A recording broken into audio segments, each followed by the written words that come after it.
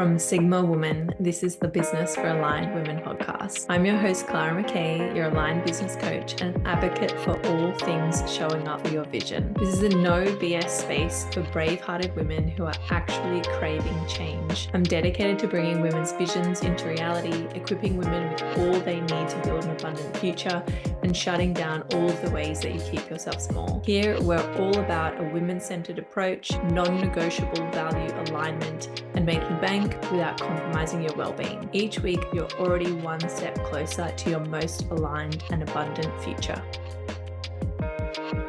Today, we're going to be talking about 9 things that I want you to leave behind in 2024. I want it gone. I don't want you dragging it into this year. I don't want you being dragged by it into this year. Some of them are really simple, some of them are really big, and I'm going to go through each of them and I'm going to give you a little explainer as to why you should care and why you should stop. But before we get into that, I've got a couple little things I want to chat to you about. It's the final call for that survey and that competition. So there's a competition that I'm running right now until January 30 to win all of my self-led trainings. It's a podcast listener survey. It'll take you less than 3 minutes. You can do it right now in the show notes. I have also just released a Cycle Syncing Your Business guide. I would strongly suggest you grabbing that if you are a woman in business. I know some of you have done this work before, and I know some of you maybe had the intention to do it, but also have no idea. And this is just going to give you a really simple, non-overwhelming, step-by-step process of how to make your business be more supported by your cycle. And I just want to let you know that your cycle is one of the biggest things that sabotages your business. And I see it all the time, as in scheduling correctly. So therefore you're not in the right energy to do those tasks. Therefore you drop the ball, you don't do them. Low confidence, low self-worth kind of rolls on to the next month and keeps going, keeps happening.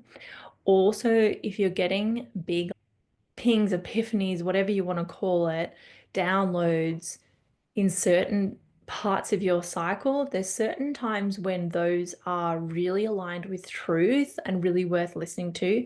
And then there's other times where they are coming from the basement of doubt, and I really want you to have the self-awareness and the understanding of this that I have developed overseeing more than 400 female clients and watching these behaviors play out over the last almost 7 years. So grab that guide now, reset your business, reset your Google Calendar according to what we lay out in there, and let's see what magic can happen in a couple of months of working that aligned way.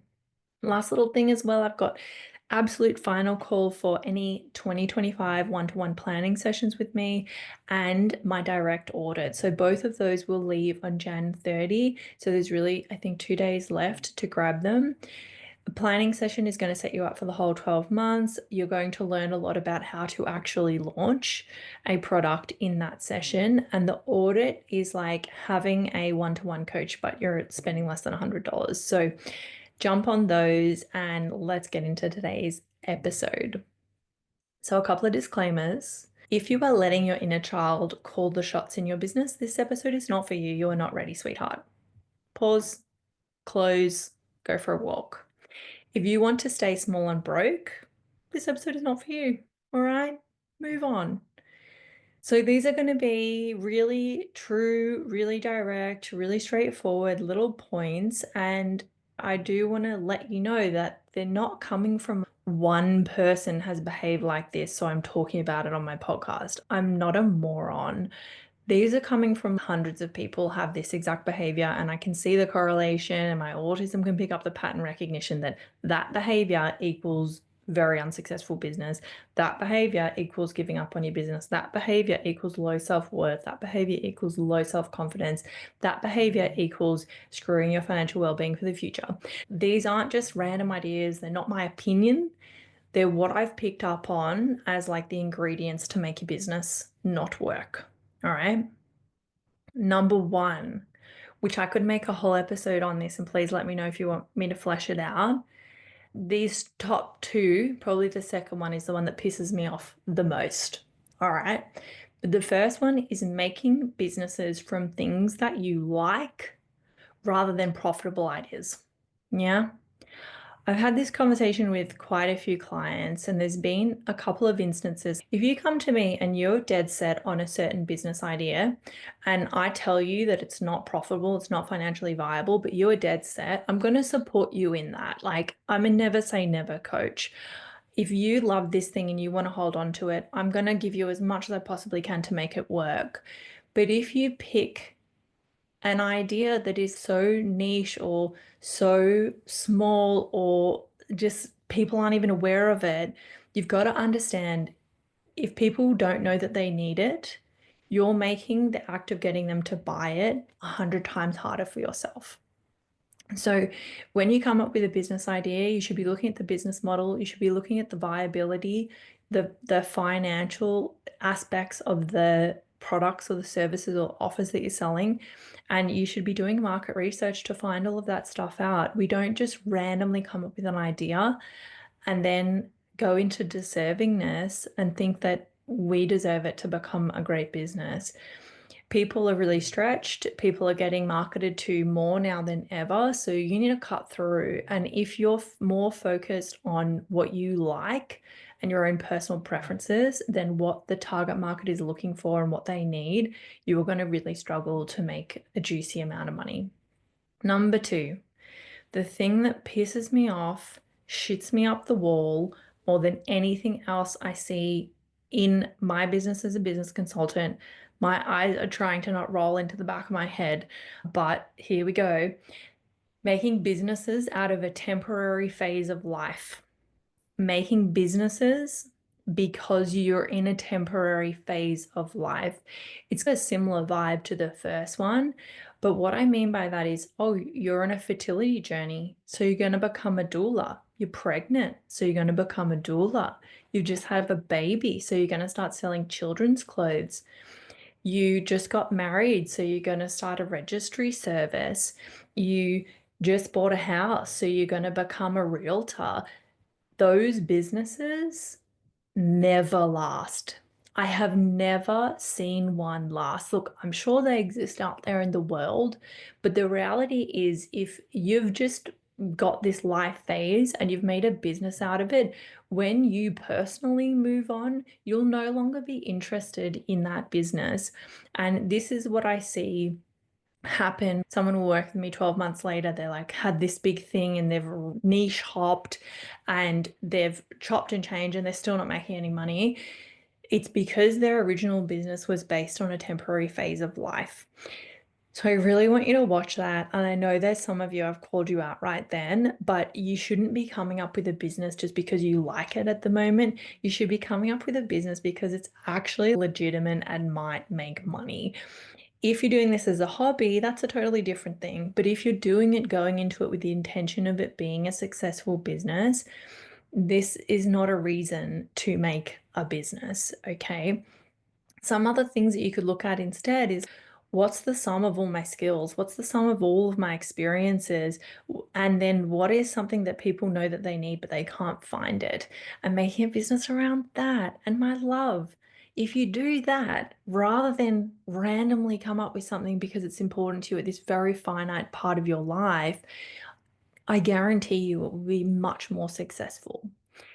Next one, we've all heard me say it. You all send me messages saying that you love when I talk about it and it resonates so much, treating your business like a hobby. And I said a couple of episodes ago that I used to do this as well. I'm guilty as charged. Not taking it seriously. A lot of you come to me like, I want to make $30,000 a month. I want to make $200,000 a year. That and treating your business like a hobby is cognitive dissonance. Like they don't make sense together. They can't coexist. It has to have structures. It has to have systems. You have to be looking at your finances. You have to be looking at your analytics. You have to be having a strategy. You can't just be doing things flying by the seat of your pants if you want those kind of results. We've all seen coaches pushing hustle. You might have even got caught up in the hype and tried it only to end up feeling more confused and burnt out than you already were. Imagine no longer feeling scattered, confused, stressed. but moving into a state of being supported, clear, and confident in your business today and where it's going in the future. That is why I created an intentional container to finally get out of the overcommit, overwhelm cycle and into a way of doing business that aligns with your energy.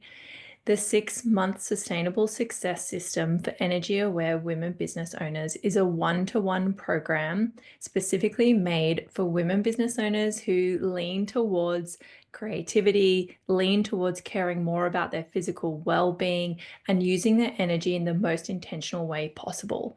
I will coach you through each month of that 6-month program, and you'll have monthly business strategy masterclasses to get everything you need so that your business ends up running at a high professional level, which will help you create systems for sales and community growth.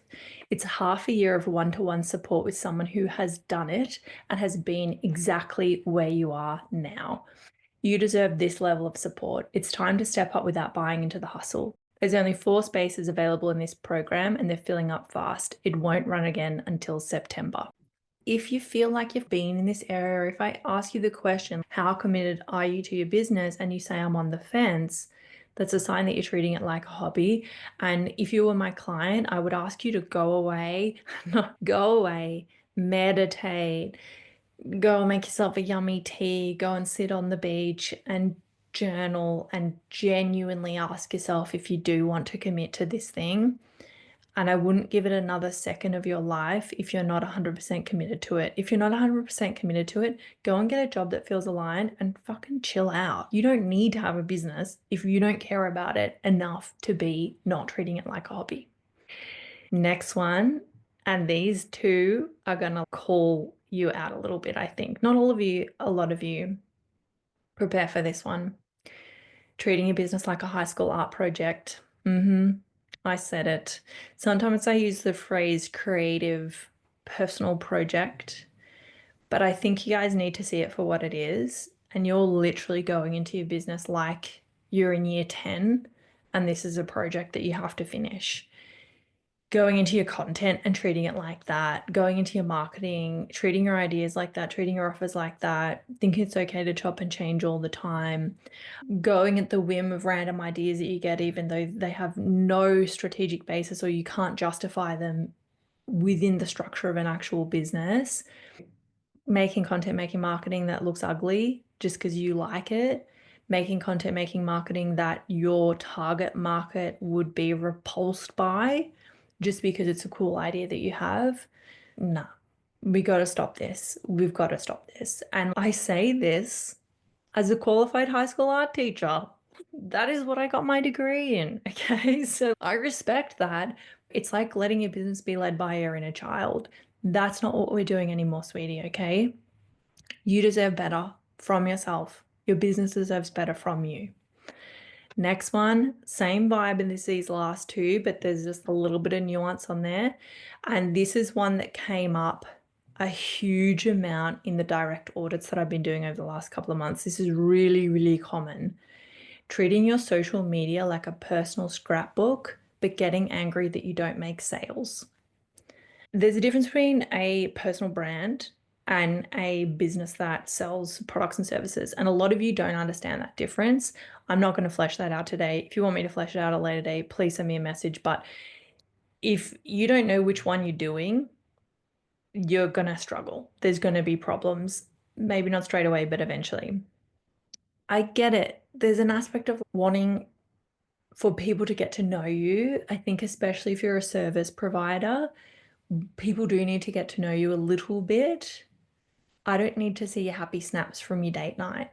And the other like confusing and intense things that come from that in marketing, I'm just going to use this one example. But it's like if where you go on your date night and what your partner looks like doesn't resonate with your target market, or even they're the opposite of what your target market would resonate with, you've probably lost a lot of people. And I know that sounds ridiculous, but humans judge things and humans make buying decisions on things like that. Humans are within zero point 0.4 of a second, we see something visually and we make a judgment on it, and that's going to affect our buying psychology and our buying behavior. So when you just treat your social media like a random scrapbook, with no strategy and no regard for your target market, it's not any wonder that you're not making sales.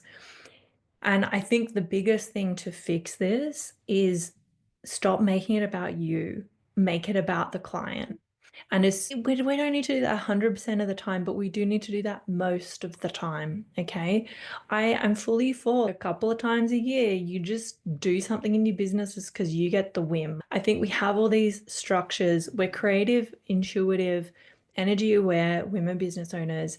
And my intention is to set up all these structures so that you do have space for those intuitive moments rather than it being 100% intuitive and then getting really pissed off and frustrated and aggravated and resentful because it's not functioning in the way that you want it to, even though you haven't set it up in order to be fit for purpose. Next one, thinking that you deserve followers or engagement. So this is a conversation that I've had a few times with clients, and also I haven't had, but I've seen it playing out.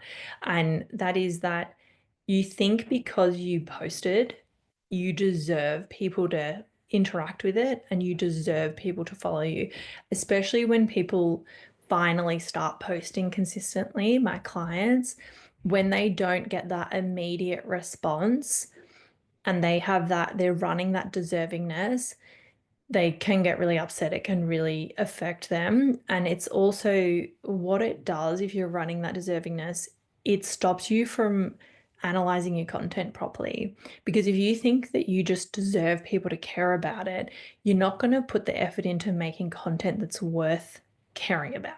Okay. So that is similar to the next one, which is thinking that you deserve sales.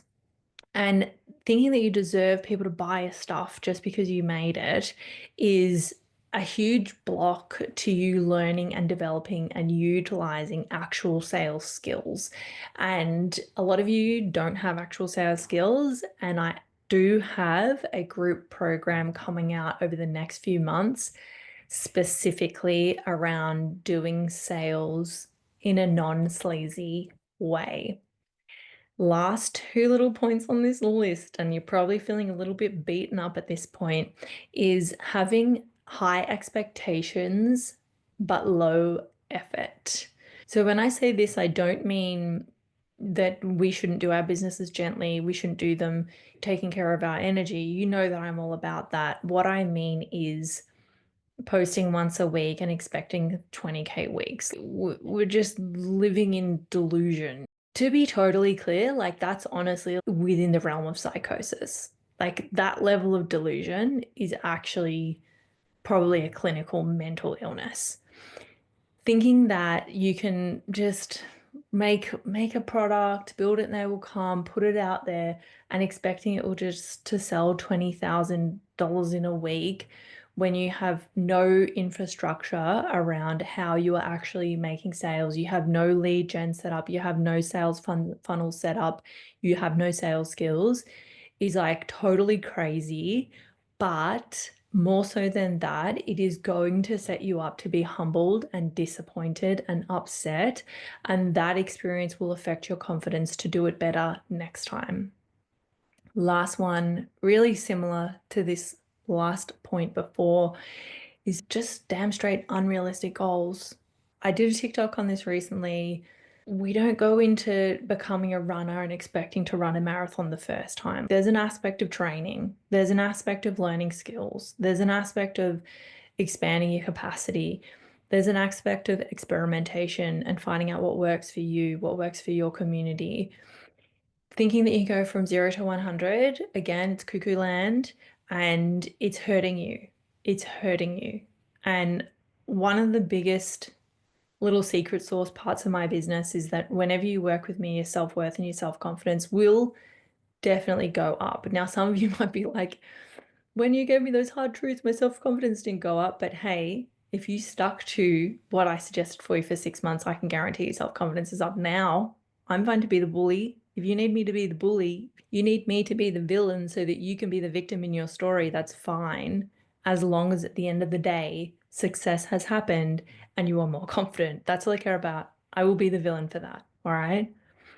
If you are sick of these cycles, if you are like, oh, for fuck's sake, I'm doing 9 of these 9 things, and you want the support to get out of them, from someone who is direct and straightforward and honest, but genuinely cares about your success, genuinely has a vested interest in your success, and has dedicated her last 7 years of her life to full-time supporting women so that they get a better life, so that they get better finances and feel more authentically expressed.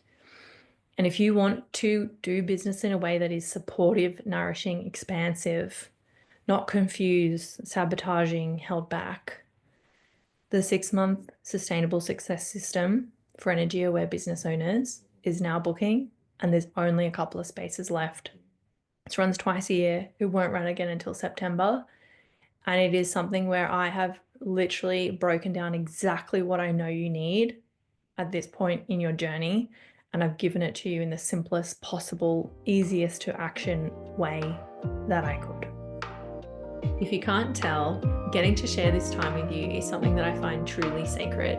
I know that you're busy, but if you've taken anything away from our time spent together today, could you extend the love and share this episode with a friend, your community, or on your socials? Tag me so that I can see it and I can share it too. Or when you have a spare moment, leave the podcast a review. These things cost you nothing and will mean so much to me. Let's get this resource into the hands of more women visionaries and help us collectively move towards our most aligned way of being and doing business together.